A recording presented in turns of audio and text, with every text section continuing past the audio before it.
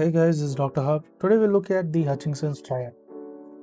So the Hutchinsons triad, it is characteristically seen in the congenital syphilis.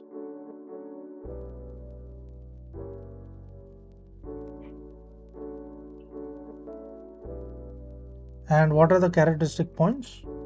Hutchinsons triad, it contains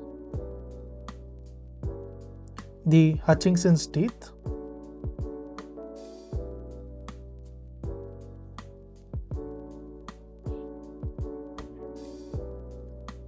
next is the presence of the interstitial keratitis,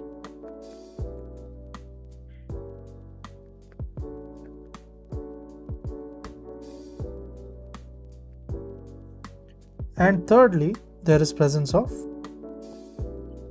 the sensory neural deafness.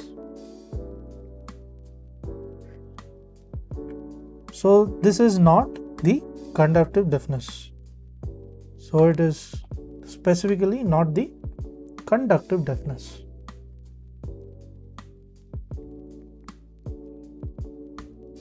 So to recap what we did, the Hutchinsons triad is specific for the congenital syphilis.